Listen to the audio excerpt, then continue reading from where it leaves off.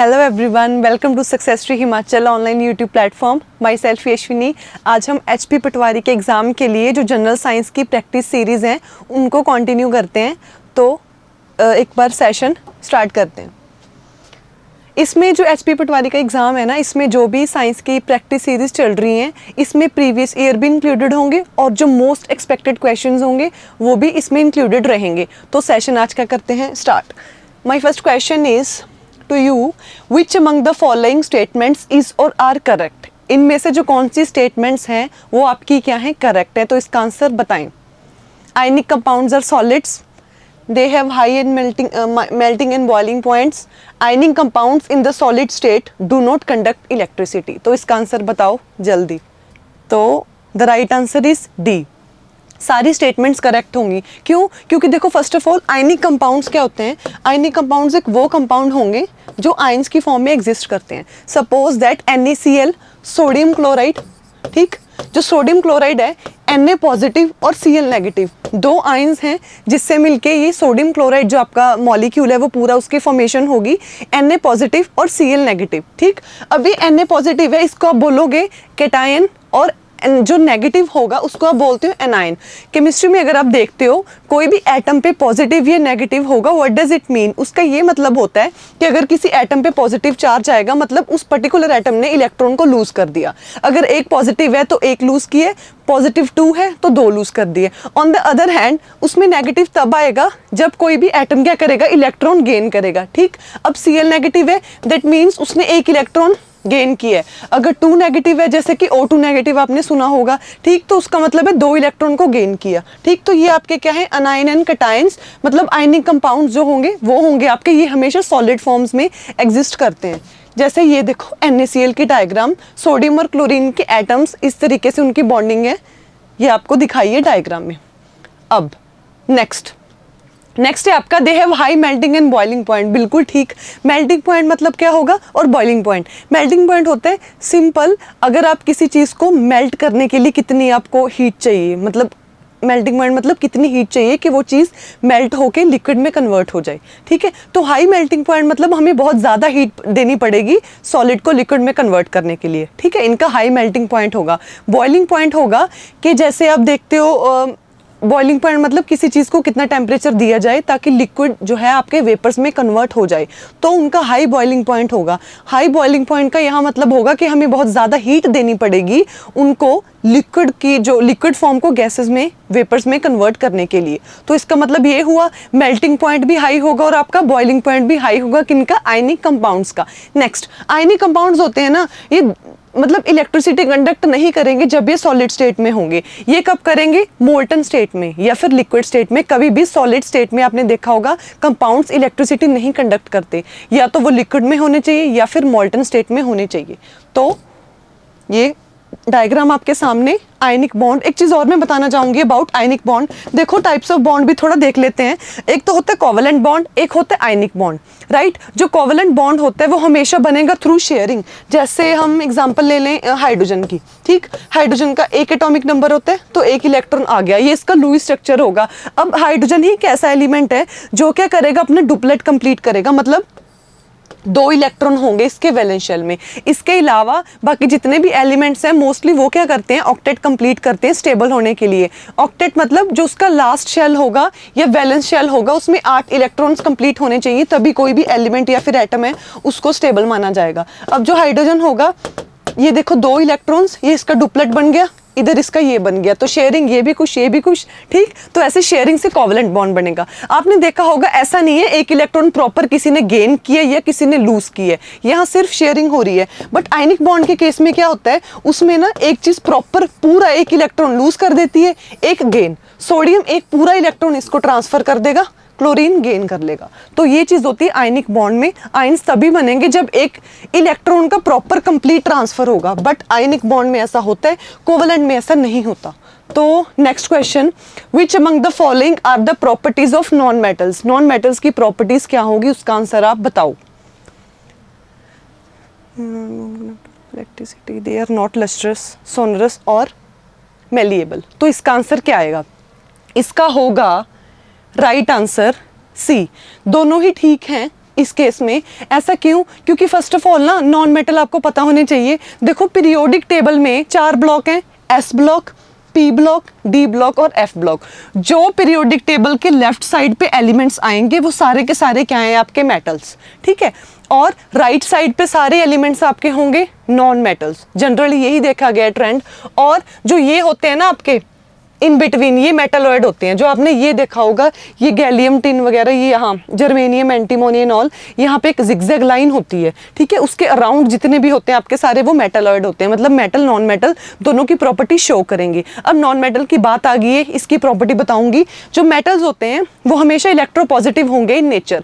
Electropositive मतलब उनकी ये टेंडेंसी होती है कि वो हमेशा इलेक्ट्रॉन को लूज करेंगे। जैसे सोडियम, आपने कभी ऐसा सुना है कि सोडियम नेगेटिव फॉर्म में एग्जिस्ट करता है? कभी भी नहीं सुना। पॉजिटिव सुना होगा।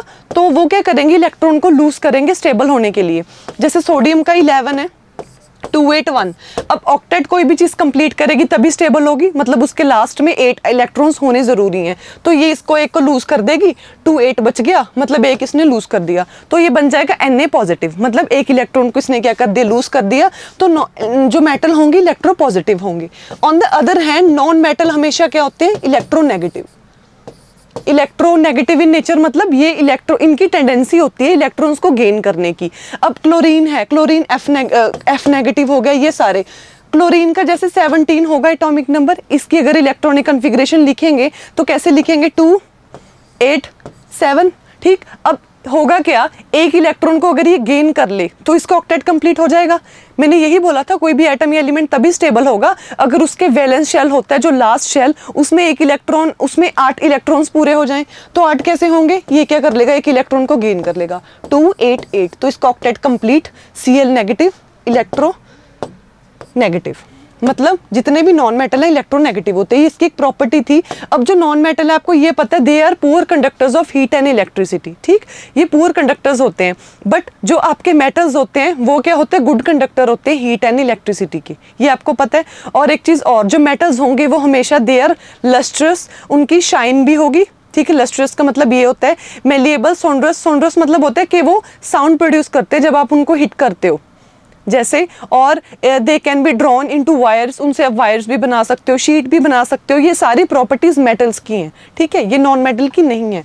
तो नॉन मेटल्स की इसके ऑपोजिट होती हैं। ना ही वो लस्ट्रस होते हैं, ना ही कोई साउंड प्रोड्यूस करते हैं, ना ही उनको शीट या वायर्स में कन्वर्ट किया जा सकता है। तो ये जो दोनों ऑप्शंस हैं ये नॉन मेटल के लिए बिल्कुल करेक्ट हैं। तो इसका आंसर आ जाएगा सी, बोथ बी एंड सी, ठीक। आगे चलें। Next, which among the following statements is or are correct? इनमें से कौन सी ऐसी स्टेटमेंट है जो क्या है? करेक्ट है। तो इसका आंसर बताएं। This fusion of germ cells or fertilization gives us the zygote. Pistil is present in the center of a flower and is the female reproductive part. Embryo develops into a seedling. तो इसका answer क्या होना चाहिए? Right, according to you, D. सारे के सारे option correct है। अब इससे पहले आपको एक चीज़ पता होनी चाहिए। देखो जैसे ये फ्लावर है, इसके मेल और फीमेल का पार्ट के बारे में थोड़ा सा पढ़ लेते हैं हम। देखो ये जो होगा इसका फीमेल पार्ट होगा, ये स्टिग्मा, ये स्टाइल, ये ओवरी, ठीक है। जो ओवरी होती है इसमें ना ओव्यूल्स होते हैं, ये ओव्यूल्स हैं, ठीक। ये ओव्यूल के अंदर बेसिकली एग होता है जो कि क्या है? एक फीमेल गैमेट है, ठीक है। अब ऑन द अदर हैंड जो मेल का स्ट्रक्चर देखते हो, ये आप लोब्ड देख रहे हो ना, 2 ऐसे होगा। ये तो हर्ट की शेप बन गई इस तरीके से, ऐसे 2 लोब्स होंगे, ठीक। एंथर के 2 लोब होंगे। ये बाइलोब स्ट्रक्चर होता है, इसके साथ क्या लगा होगा? फिलामेंट, ठीक। ये आपका हो गया मेल। अब जो एंथर होता है उसमें क्या होते हैं? पॉलन ग्रेन्स होते हैं। आपने देखा होगा डस्टी वाइट येलोइश कलर के होते हैं, बड़े सॉफ्ट होते हैं, छोटे छोटे पॉलन ग्रेन। उस पॉलन ग्रेन के अंदर मेल गैमेट्स होते हैं, 2 होते हैं बेसिकली, उसके अंदर मेल गैमेट होते हैं 2। बट आप ये बोल सकते हो pollen grain contains a male gamete, उसके अंदर होता है मेल गैमेट। और आपका फीमेल में कहाँ होता है? ओवरी के अंदर जो ओव्यूल है उसके अंदर फीमेल गैमेट होगा आपका, जो एग होगा। जैसे कि इसमें अगर मैं दिखाऊं आपको, ये आपकी अगर ओवरी हुई, अगर इसमें जो ओव्यूल है, ओव्यूल कंटेन्स एग। इस तरीके से और भी सेल्स होते हैं, सुना होगा आपने, साइनर्जिड्स हो गया, ठीक, एंटीपोडल सेल्स एंड ऑल।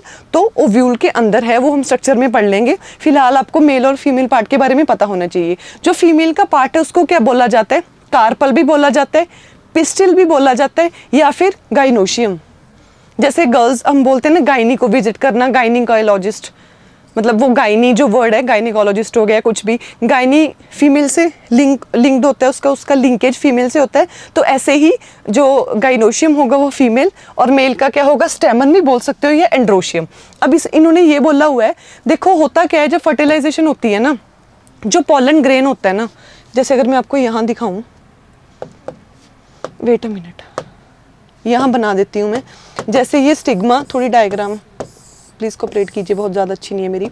ये स्टिग्मा हो गया और ये पॉलन ग्रेन है। पॉलन ग्रेन पता है क्या करेगा, एक पॉलन ट्यूब निकाल लेता है इस तरीके से। उस पॉलन ट्यूब के अंदर क्या होगा, ये 2 मेल गैमेट होते हैं, ठीक, थोड़ी डिटेल में बता रही हूँ, बस हम शॉर्ट में करेंगे कि पॉलन ट्यूब निकालेगा। अब क्या होगा, ये मेल गैमेट्स कहाँ पहुँच जाएंगे, जो ओवरी के अंदर ग्रीन कलर का ओव्यूल बना रही हूँ मैं, ये ओव्यूल है, इसमें जो एग प्रेजेंट है, ये पिंक वाला, ये एग सपोज दैट, ठीक, यहाँ 2 और वो बोलते हैं न्यूक्लियस पड़े होते हैं, सेल्स होते हैं, ठीक है। अब होगा क्या, 2 मेल गैमेट हैं, ठीक है, एक मेल गैमेट जो होगा ये पॉलन ट्यूब में से फ्यूज कर जाएगा ये एग के साथ, ये 2 न्यूक्लियस के साथ, तो ट्रिप्लॉइड न्यूक्लियस बन जाएगा।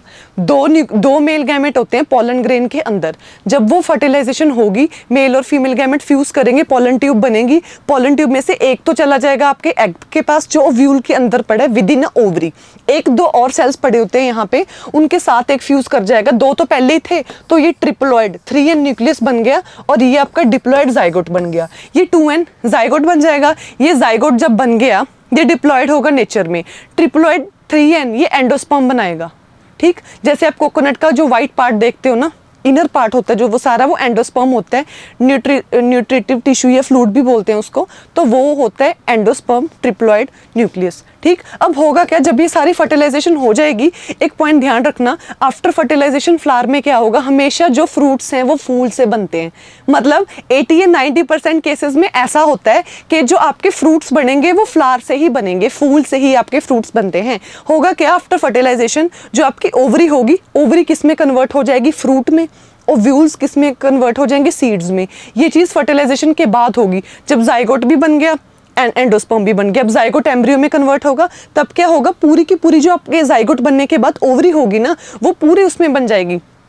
जैसे आपने पी की एग्जांपल देखी होगी, मटर, पी होता है, ऐसा ही होता है वो, ठीक, उसके अंदर क्या होते हैं, ग्रीन ग्रीन सीड्स होते हैं इस तरीके से, तो ओवरी की ये कवरिंग है, ये आउटर लेयर, मतलब ओवरी ने ये क्या बना दिया, ओवरी किस में कन्वर्ट होगी, फ्रूट में आपकी, जो ओव्यूल्स थे फ्लावर के वो किस में बन गए, ये ग्रीन ग्रीन वाले सीड्स में।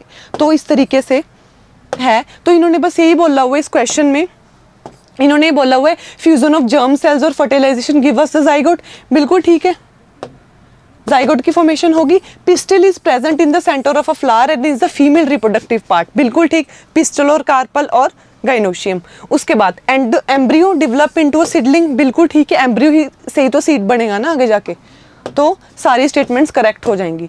नेक्स्ट क्वेश्चन आप बताओ, इसमें है विच among the following statement is or are correct, इसमें से कौन सी ऐसी स्टेटमेंट्स होगी जो आपकी करेक्ट हैं। Negatively charged ion is called as anion, positive charge carry cation, and cluster of atoms act as ion are called polyatomic ion. तो इसका आंसर बताएं जरा, इसका आंसर आएगा डी, ऑल ऑफ दीज, इसका भी डी ही आएगा आंसर। ऐसा क्यों, देखो मैंने आपको पहले ये चीज क्लियर करी थी, एनायन और कटाइन क्या होगा, कटाइन मतलब पॉजिटिव, एनायन मतलब नेगेटिव। सोडियम है, सोडियम का एटॉमिक नंबर 11, 2, 8, 1, स्टेबल होने के लिए क्या करेगा, या तो 7 इलेक्ट्रॉन्स को गेन कर ले या इस एक को छोड़ दे, तो एक को छोड़ना इजी रहेगा, ठीक है, तो 2, 8, 10 इलेक्ट्रॉन बचे, तो Na10 बन गया, 10 इसका एटॉमिक नंबर मतलब इलेक्ट्रॉन्स हो जाएंगे, Na पॉजिटिव, तो ये क्या हो गया, कैटायन, जो क्या करते हैं, इलेक्ट्रॉन को लूज करते हैं स्टेबल होने के लिए। इसकी एग्जांपल ले लो क्लोरीन की, क्लोरीन का एटॉमिक नंबर 17 है, ठीक है, 2, 8 और 7। अब ये क्या करेगा स्टेबल होने के लिए, जो 7 है, एक इलेक्ट्रॉन इसको मतलब गेन करना पड़ेगा, तो एक इलेक्ट्रॉन गेन करेगा ये, तो 2, 8, 8 हो गए, लास्ट में octet complete, chlorine stable, chlorine खुश, Cl नेगेटिव, 2, 8, 8, नेगेटिव मतलब अनायन, तो इसका मतलब ये हुआ।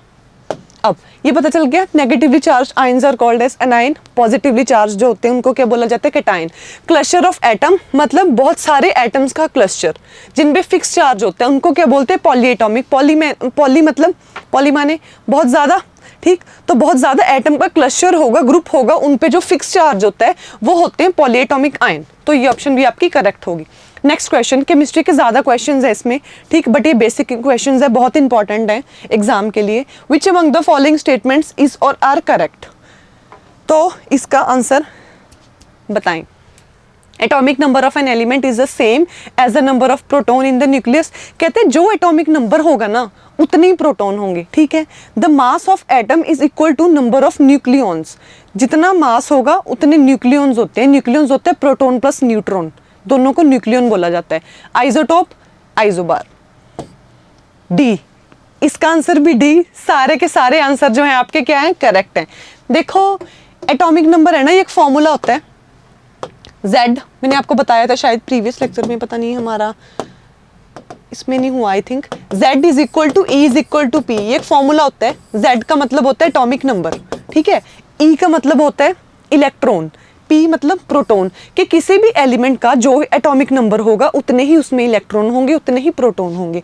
जैसे क्लोरीन का 17 इलेक्ट्रॉनिक वो है, Z है, atomic number Z is equal to 17, तो 17 ही इलेक्ट्रॉन होंगे इसमें, 17 ही प्रोटॉन। ये फॉर्मूला किसका, एटॉमिक नंबर का। तो ये तो ठीक हो गया। उसके बाद अब ये किसको बोलते हैं, न्यूक्लियॉन्स को। ये एक टर्म भी थी, न्यूक्लियॉन्स मतलब proton plus neutron, both collectively are called as, इन दोनों को क्या बोला जाएगा, न्यूक्लियॉन्स, ठीक है। तो इन्होंने यही बोला है मास नंबर। मास नंबर किसके इक्वल होता है, एक फॉर्मूला है मास नंबर का, जैसे हमने अभी एटॉमिक नंबर का भी पढ़ा, atomic mass is equal to number of proton plus neutron.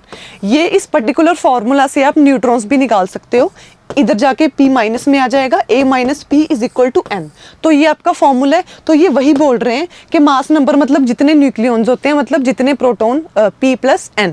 उसके बाद isotopes are atom of the same element which have different mass number. बिल्कुल ठीक, आइसोटोप्स वो होते हैं जिनका मास नंबर, जिनका एटॉमिक नंबर सेम होता है पर मास नंबर डिफरेंट होता है। जैसे ये देखो हाइड्रोजन, एटॉमिक नंबर हमेशा एटम के नीचे लिखा जाता है रिप्रेजेंटेशन में, एटम के ऊपर वाली साइड, अपर साइड पे क्या लिखा जाएगा, एटॉमिक मास। अब जो हाइड्रोजन है यहाँ नीचे 111, ये इसका क्या आ गया, एटॉमिक नंबर।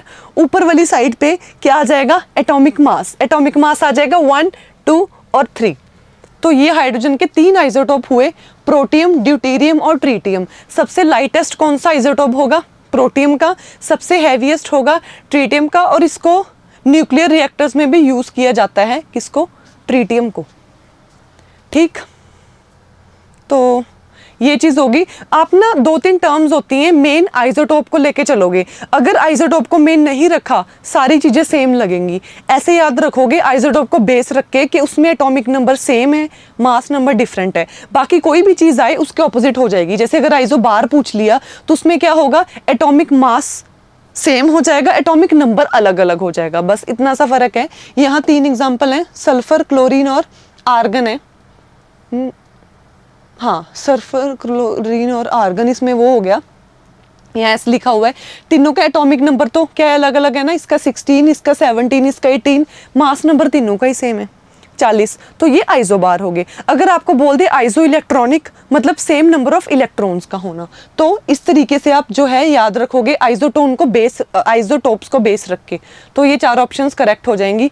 नेक्स्ट क्वेश्चन आपके सामने स्क्रीन पे, in humans the chromosomes that determine the birth of a normal female child are.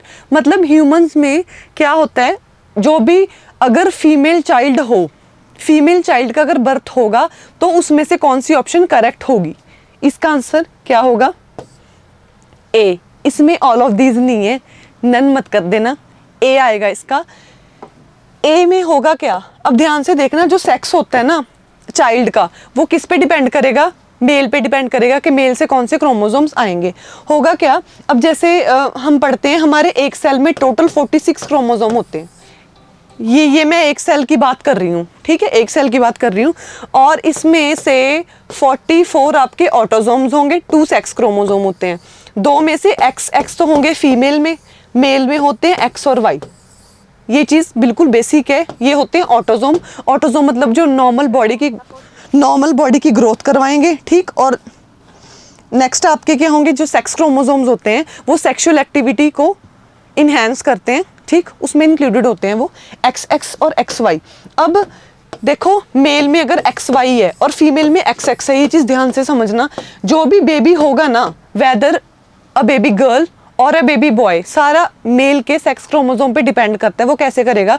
अब फीमेल में तो एक्स एक्स होगा, ठीक है, फीमेल में कोई भी एक्स आ जाए, कौन सा भी आ जाए, अगर ये वाला आ गया इधर से, अगर मेल का एक्स आएगा तो एक्स एक्स मतलब फीमेल होगी। अगर मेल का वाई आ गया, क्योंकि फीमेल के पास तो वाई है ही नहीं, फीमेल के पास तो एक्स ही है, तो अगर दूसरे केस में मेल का वाई आ गया और फीमेल का एक्स आ गया तो एक्स वाई बेबी बॉय बन जाएगा।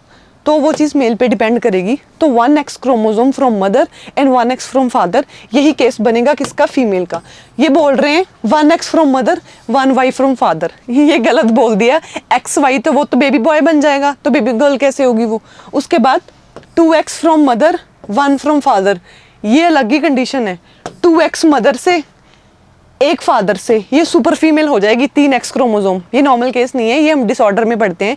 क्लाइनफेल्टर हो गया, सुपर फीमेल हो गया, डाउन सिंड्रोम हो गया, तो ये सारे उसमें आते हैं, वो भी पढ़ाऊंगी मैं, पर फिलहाल इसका आंसर आ जाएगा A. Next question, which among the following is not correctly matched? इनमें से कौन सी ऐसी ऑप्शन है जो करेक्टली मैच नहीं है, मतलब जो इसमें से गलत हो जाएगी? वो ऑप्शन आंसर बताओ। ए, इसका आंसर ए होगा, क्योंकि जो मलेरिया है ना, सबसे पहले मलेरिया क्या एक प्रोटोजोअल डिजीज़ है। बिल्कुल ठीक है, क्यों? क्योंकि देखो मलेरिया जो है ना, ये फीमेल एनोफ्लीज कॉज नहीं करती है, वो जस्ट कैरियर होती है। जो फीमेल एनोफ्लीज होगी वो बस एक कैरियर होगी, कॉज कौन करेगा? Plasmodium vivax. प्लाज्मोडियम वाइवेक्स एक प्रोटोजोन है, जैसे प्रोटोजोन बैक्टीरिया वायरस, ये अलग अलग कैटेगरीज हैं, वो एक प्रोटोजोआ की कैटेगरी में आएगा।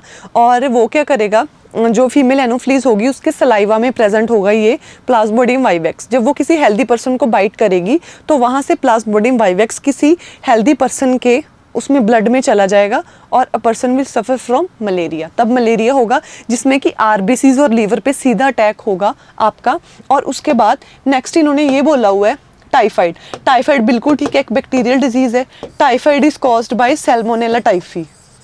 सैल्मोनेला टाइफी क्या होगा? ये एक बैक्टीरिया है जो टाइफाइड कॉज करता है। टाइफाइड होता कब, मतलब उसके कॉजेज़ क्या हैं? मेन कॉज होगा उसका कंटेमिनेटेड वाटर एंड फूड। अगर बहुत अनहाइजीनिक फूड, मतलब जो क्लीन नहीं है, हाइजीनिक नहीं है, अगर वो आप कंज्यूम कर रहे हो तो उससे क्या होगा? टाइफाइड होता है, जो कि कॉज करेगा सैल्मोनेला टाइफी। उसके बाद चिकन पॉक्स। चिकन पॉक्स एक वायरल डिजीज़ है जो चिकन पॉक्स वायरस कॉज करेगा, ठीक है, तो ये एक वायरल डिजीज़ हो गया, ये भी ठीक है। अब देखते हो बिल्कुल छोटी एज में, जैसे आप यंग चिल्ड्रंस में देखते हो ना, उनमें चिकन पॉक्स रहता है, एक बार ही होता है। वैसे बहुत रेयर चांसेस है कि वो 2 बार हो लाइफ में, वैसे वो एक बार ही होगा लाइफ में। और उसके बाद पोलियो। पोलियो एक वायरल डिजीज़ है, नॉट बैक्टीरियल, ये मैंने लिखा हुआ है। पोलियो जो होगा, पोलियो वायरस कॉज करेगा, so it is not a bacterial लिखा हुआ है इन्होंने, तो ये वायरल डिजीज़ होगा, ठीक। बाकी लिखा हुआ है टाइफाइड का भी लिखा हुआ है, बैक्टीरिया, मलेरिया का भी लिखा हुआ है, चिकन पॉक्स का भी लिखा हुआ है, ये आप यहाँ से देख लेना। तो ये बाकी और भी डिजीज़ हैं जो इम्पॉर्टेंट होंगे, तो वो सारे डिजीज़ आप यहाँ से पढ़ोगे। यहाँ जैसे टीबी लिखा हुआ है, मीजल्स वगैरह लिखा हुआ है, तो ये इंपॉर्टेंट हैं, क्योंकि जो ह्यूमन हेल्थ एंड डिजीज़ की यूनिट है वो बहुत इंपॉर्टेंट है। उसमें से डायरेक्ट क्वेश्चंस इस तरीके से पूछते हैं वो, कि आपको ऑप्शन दे देंगे कौन सा बैक्टीरिया कॉज कर रहा है, कौन सा वायरस मतलब वायरल, या फिर कौन सा प्रोटोजोन डिजीज़ एक प्रोटोजोन कॉज करेगा। तो उस हिसाब से ऑप्शंस आपके पास होंगी और आप यहाँ से पढ़ोगे। बाकी भी लिखा हुआ है, मोड ऑफ ट्रांसमिशन भी लिखा हुआ है, माइक्रो ऑर्गेनिज्म भी, और किस तरीके से जो आपके प्रिवेंटिव मेजर्स हैं, मतलब कैसे बचा जा सकता है, तो वो चीज़ भी यहाँ से देख सकते हो आप।